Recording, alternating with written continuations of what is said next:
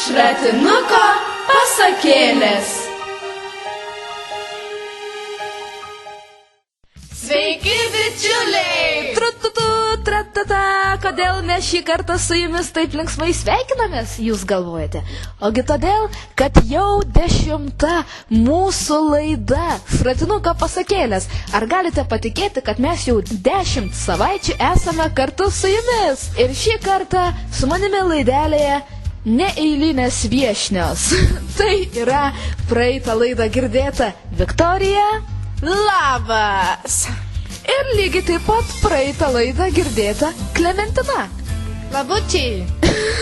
Kaip keista, kad ir praėjusią laidą mes buvome 3, ta pati kompanija ir šią laidą. Ar tai tik ne 10-osios laidos sukaktuvių keistasis sutapimas? Na, o kodėl aš taip akcentuoju, kad jau 10 laida ir tą skaičių taip jubiliejiškai pabrėžiu? Ogi todėl, kad mes šią laidą skiriame gimtadieniams. Mes šią laidą kalbėsime apie gimtadienius, tačiau iš karto turėtumėm išsiaiškinti, koks buvo praėjusią laidą užduotos mįslės įminimas ir kuo tai yra susijęs su gimtadieniu. Aš to jau pat pakartoju mįslę, o jūs turėsite pasakyti, kaip tai yra susijęs su gimtadieniu. Panelė nuoga, o marškinėliai už ančio. Panelė nuoga, o marškinėliai už ančio. Ir aš tiesiog neklausiu, o iš karto konstatuoju faktą, atsakymą, tai yra žvakė. Nu ir kaip žvakė susijusi su gimtadieniu? Klementina. Taigi žvakė dedamas ant torto, tada jūs pati ir sugalvoji norą. Ir turbūt dažniausiai jie įsipildo. Tai, o kaip reikėtų daryti? Pirmiau užpūsti žvakės ir sugalvoti norą, ar sugalvoti norą ir tuomet užpūsti žvakutes? Sugalvoti norą ir tik tada užpūsti žvakutes. Geriausia visus vienu metu. O kada įsipildo noras? Pučiant žvakutes ar po užpūtimo? Viktorija, galbūt tu geriau žinai. Na, gimtadienio noras išsipildo tik užpūtus žvakutes. Po kiek laiko? O kaip buvo štai vat jūsų gimtadienį, ar jūsų sugalvoti norai išsipildė? Na, aš nepučiu žvakučių, aš tiesiog sugalvojau norą ir... Ir suvalgai visą tortą? Taip. O Klementina? Aš taip pat nepučiau žvakučių, bet tortą valgiau ir norą galvojau. Ar išsipildė tas noras? Galima sakyti ir taip. Reiškia, dar jis pildysis, taip, nepilnai įsipildęs. Na, o aš norėčiau iš karto pasakyti, kad mes turime paruošę netgi 2 pasakėles, nors galbūt tai yra ne visiškai pasakos. Ir pirmoji jų yra lietuvių autorės Onos Jautakės Rainiukas su sparniukais. Paklausykim labai graži ir su tikrai netikėta pabaiga pasakėlė. Skaito Justas. Rytoj mano gimtadienis. Prisimenu, vos pravėręs virtuvės duris. Aha, turbūt Rainiukas, visai nepamestinukas. Jis slapčia parnešė ir paleido kieme tėtis, arba mama, arba dėdė Giedrius, mėgstantis visiems ir visada dovanoti pačias keisčiausias ir netikėčiausias dovanas. Jei taip, už kiemo tvoros tyliai glūdė automobilis išjungtomis šviesomis. Galėčiau kantriai palaukti, kol dovanotojas žengs į kiemą, juk ilgai neiškęs, rūpės, ar jau suradau Rainiuką, bet demaskuosiu jį tuoj pat. Bet keliukas tuščias. Vakario prieblandoje mažais lašiukais krenta rasa. Kągi, tebūnie. Visos paslaptys kada nors išaiškėja, ypač tos, kurias trapiausiai slepi, sako mama. Katinas tai katinas. Martynas turi jūrų kiaulytę, Joris žirkėną, o Živilė katę, pūkuotą ir baltą. Maniškis bus dar gražesnis, Rainiukas, o kaip augs, Rainis arba Rainys. Smagu gauti dovaną iš anksto. Jei galėčiau rinktis, prašyčiau, kad dovanas neštų po vieną, visą savaitę, kasdien, o ne kalną iš karto ir dar kartu su svečiais. Bet kas po jazminų patupdė Rainiuką? Kas? Mama, ačiū už Rainiuką, išrėkė vos išgirdęs ragelėje jos prislopintą balsą. Turbūt jį pamokoje ar kokiame susirinkime. kokį rainiuką, Titai? Grįšiu, tada pasikalbėsim. Užmesk akį, kaip ten senelis, gerai? Pyp, pyp, pyp. Tėti, ar girdi mane? Ausyse trata ir ūžia. Ačiū už gimtadienio dovaną. Palauk, Titai, kokią dovaną?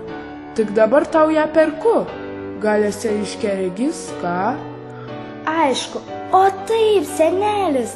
Tylutėliai praveriu duris, ant spintelės prie lovas dega lempa. Laikraštis nuslydęs ant grindų, akiniai nusmukę ant nosies. Nepanašu, kad žmogus iškrėtęs pokštą galėtų taip saldžiai parpti. Tad kas? Rodos rainiuką visai pamiršau. Katinėlis tupi ant kilimėlio prie durų ir tebespokso į mane. Pašildau šlakelį pieno. Lak, mažyliu, lak. Kačiukas ima tvaksnoti rausvu liežuveliu. Pasisotinės išriečia nugarą. Oi, kasgi ten?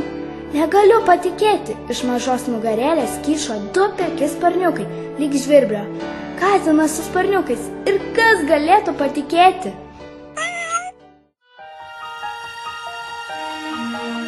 Šratinuko pasakėlės. Geras, norėčiau ir aš tokią kačiuką kada nors gauti. Kaip paukščiukas. Taip, labai netikėta ir labai graži dovana. Ir aš klausiausi ir tikrai pati taip net užsisvajojau, kaip būtų smagu, kad atskristų kada nors pas mane gimtadienį išvakarėse kačiukas su sparniukais. Paprastų kačiukų tai aš turiu, bet su sparniukais dar ne vieną.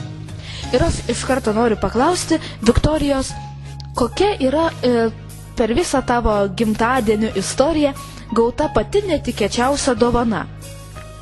Na, pati netikėčiausia dovana tai man buvo motociklas. Vau! Kaip tu reagavai? Pusę valandos stovėjau apšalusi, po to apkabinau mamą ir tėtį ir pasakiau labai jums ačiū. Ir tada atšilai jau, nes buvai apšalus. Taip. O Klementina, tau pati netikėčiausia dovana kokia buvo? Turbūt, kai buvau maža, aš labai nustebau, kai gavau mažą pianiną, kur groji ir groji. Žaislinis pianinas. Taip, žaislinis, bet man tada jis buvo kaip tikras. Na, o man pati netikėčiausia gimtadienio dovana dabar būtų netgi labai sunku įvardinti, nes dažniausiai visos gimtadienio dovanos yra labai netikėtos, nes galbūt elgiuosi labai keistai ir priešingai negu visi kiti. Aš per gimtadienį, tiksliau prieš gimtadienį, neprašau, kad norėčiau gauti tą arba aną. Aš tiesiog, kai manęs paklausia, ko noriu, sakau, nustebinkit mane. Ir vat tada visos dovanos man yra be galo netikėtos. Na, o štai dar vienas toks klausimas, kada yra geriau žmogų sveikinti su gimtadieniu? Ar kaip šioje pasakoje tas katiniukas atsirado gimtadienio išvakarėse, tai yra diena prieš gimtadienį? Ar geriau yra sveikinti žmogų su gimtadieniu tą dieną, kuomet ir yra gimtadienis? O galbūt išvis jau po gimtadienio? Viktorija. Na, tikėčiausia gauti dovaną yra per patį gimtadienį. Na, gal čia vieni sakys, kad geriau yra prieš gimtadienį, kiti po gimtadienio, o kiti per gimtadienį. Na, čia mano nuomonė geriausia yra gauti per gimtadienį. O Klementina, kaip tu manai? O aš manau, kad prieš gimtadienį negalima sveikinti žmogaus. Juk jis dar tada, jeigu taip pagal datą žiūrint, jis dar tuomet net nebuvo gimęs. Taigi reikia arba per gimtadienį, arba po jo, tik ne prieš. O štai tarkim po gimtadienio.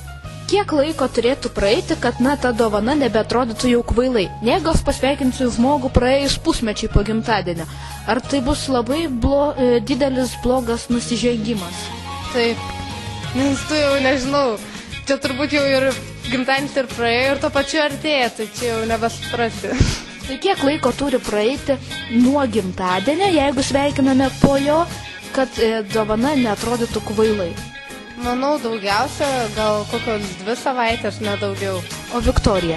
Na, aš manyčiau, kad geriausia yra per patį gimtadienį, dėl to, kad gimtadienis ir reiškia gimimo diena, tada ta diena, kurią tu gimei. Na, tai 1 dieną panašiai gali būti 2, 3. Uždelsti, taip? Taip. O ar reikėtų, pavyzdžiui, sveikinant per gimtadienį, atsižvelgti dar ir į laiką, kuomet žmogus yra gimęs? Sakykime, aš gimiau 9 valandą ryto, tai mane turėtų sveikinti 9 valandą ryto tos dienos, kuomet aš gimiau. Ar ne puiku būtų?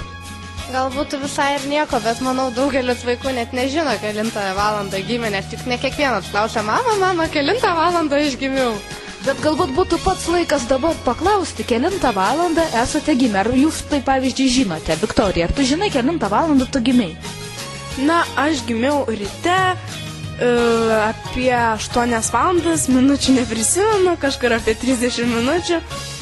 Bet taip tiksliai tai nežinau, kaip tik neseniai žiūrėjau, bet man labai greit išgaruoja. O Klementina, ar tu žinai?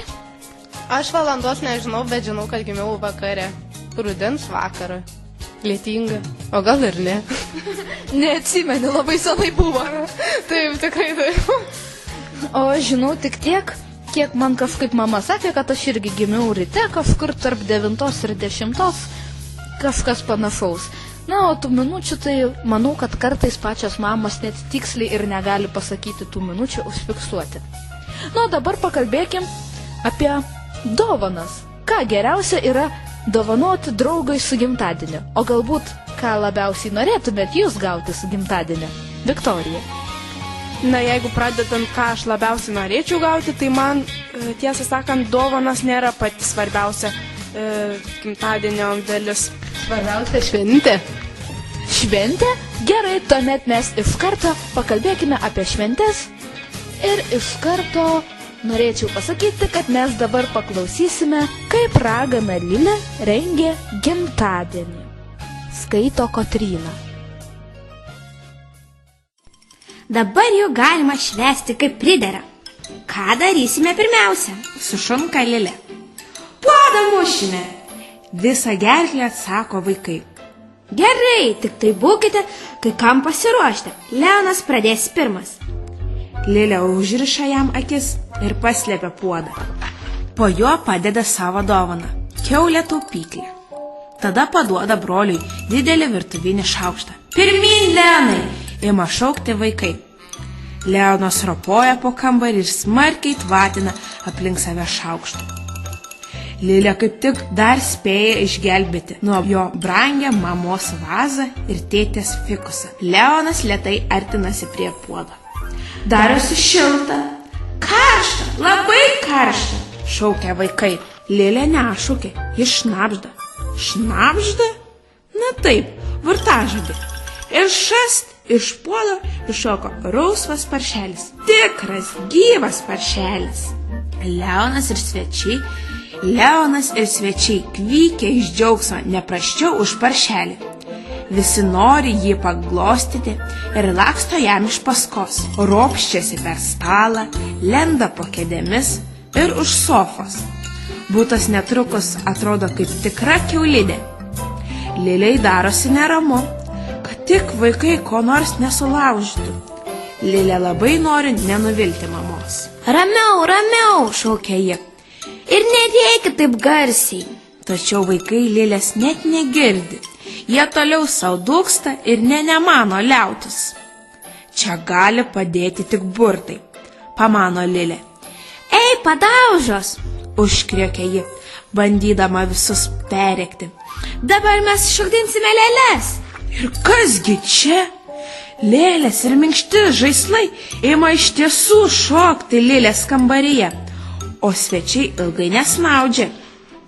Jie susikimba už rankų, priima į ratelį lėles ir ima smagiai trypti. Tada staiga pasigirsta durų skambutis. Lilė išsigandusi žvilgtelė į laikrodį.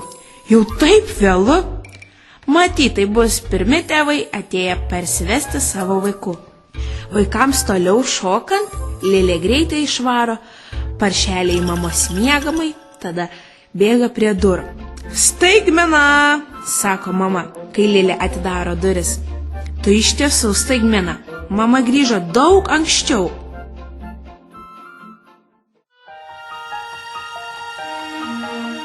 Šratinuko pasakėlės. Ach, kokia nutrūktgalviška šventė buvo Lilės gimtadienio, su burtais, magija. Ar tokios šventės ir jūs norėtumėte? Magijos nebūtinai, bet kad būtų triukšmo, tai tikrai. Triukšmo galima triukšmą sukelti ir paprastą dieną, tačiau gimtadienis yra kažkokia kitokia diena. Jį reikėtų atšvęsti ir pažymėti kitaip. Pavyzdžiui, man labai patiktų, jeigu kokia draugė paruoštų gimtadienį kokia nors tema. Ten, tarkim, reikėtų apsirinkti kokiais piratais, ar ten baikeriais, ar dar kažkom, nežinau, bet tada būtų labai įdomu. Ir manau, kad svarbiausia yra taip, kaip čia ir buvo parašyta apie raganą Lilę, tai yra atrakcionai. Štai čia jie daužė tą vadinamą pinijatą, tą kiaulę taupyklę kaip dovaną čia. Apskritai, kitokie atrakcionai vyksta, taip ir sukyla tas linksmas sąmyšis, linksmas triukšmas. Kokių gimtadienio žaidimų jūs žinote? Na štai Viktorija, jau žiūrė į mane labai linksmai? Na, dažnai per mano gimtadienį yra žaidžiami stalo žaidimai. Na, tai kaip Alias, Guess Who. O štai per mano gimtadienį, bent jau kai aš būdavau mažesnė, mes dažnai žaisdavome lauke. Na, žinoma, man pasisekė, kad gimiau vasarą ir būna gražus oras lauke, tad galima ten praleisti nemažai laiko. Ir mes žaisdavome aukštą žemės, lepynės, gaudynės, tukutukų, kvadratą ir visokius kitokius smagius ir aktyvius užsiėmimus. O Klementina, kokių tu žinai dar neįprastų gimtadienio šventimo būdų? Štai čia mes skaitėme apie šventimą su burtais, kalbėjome apie gimtadienio atrakcionus, žaidimus, tu dar prieš tai mums minėjai apie teminius vakarėlius, o kokių dar idėjų, kaip įdomiai atšvęsti gimtadienį, galėtumai pasiūlyti mūsų radijo klausytojams? Manau, neįprastas atšventimo būdas būtų tada, kai per savo gimtadienį eitum, tarkim, su draugais į zoologijos sodą ar ten į atrakcionų parką ir ten, gerai praleistum laiką ir po to pasivaišintum cukraus vata. Taip, ir tai galėtų būti savotiška dovana tam jubiliatui, kuris švenčia gimtadienį. Pavyzdžiui, tėvai galėtų nupirkti bilietą į cirką ir galėtumai dar pasikviesti savo draugų ir taip labai smagiai praleisti laiką. Ir žinoma, paskui pasivaišinti, pasismaližiauti cukraus vata, kuri yra nešiojamas saldumynas. Lyg debesėlis. Taip. Na, o dabar baigim kalbėti apie gimtadienius, nes aš tai jau pat užsinorėsiu ką nors švęsti, o dabar kiek pagalvoju aplinkui nelabai ir žinau, kad kurio nors iš mano draugų gimtadienis artėtų. Ir labai pavydžiu tiems mūsų radijo klausytojams, kurie rytoj arba poryt, arba apskritai kada nors savaitės bėgyje eis į kieno nors gimtadienį, galės švęsti, o galbūt švęs net ir savo gimtadienį. Tokius aš žinoma labai nuoširdžiai sveikinu ir mes visos trys jums linkime labai laimingą, gražaus gimtadienį, didelės šventės ir kad jūsų sugalvotas noras užpūtus žvakutes būtinai išsipildytų. Ir mes visai užmiršome paklausti mūsų vaikų, draugų, kaip jie švenčia gimtadienius. Paklausykime klausimėlio. Mama nuperka tortą, pasikviečiu daug draugų ir tada mes ten žaidžiam, valgom, labai linksma būna. Geriam daug limonado, popkornų būna, filmą pasižiūrim su draugais. Nešvenčiu gimtadienį, gal kokį pyragą gal suvalgom, nežinau. Mano gimtadienis vasarą, manęs pasveikinti atbėga pusseserės, pusbroliai, atneša daug gėlių ir tada mes labai daug ir ilgai žaidžiame. Anksčiau tai švęsdavau gimtadienį tik tai su mama, su tete, su giminaičiais, bet dabar jau, kai pradėjau eiti į mokyklą, tai draugų daugiau atsirado, tai dabar ir draugų pasikviečiu. Na, apie gimtadienius tiek, o dabar mes jums užduosime mįslę. Tiksliau, mįslę mums užduos Viktorija. Galima paruošti, bet negalima valgyti. Kas? Kas tai yra, Viktorija, pakartok mums mįslę. galima paruošti, bet negalima valgyti. Na, kas tai yra? Klementina, ar tu jau žinai, ar bent jau įtari? Neįtariu ir neįsivaizduoju. Aš taip pat, nes aš įsivaizduoju taip, kad tai, ką tu paruoši, tą tu gali ir suvalgyti. Žinoma, tai tarkim padarai bandelį ir makti ir suvalgai. Taip, paruoši cepelinų ir juos suvalgai. Tad kas tai yra, ką tu paruoši, bet negali. Valgai. Taip, nevalgai.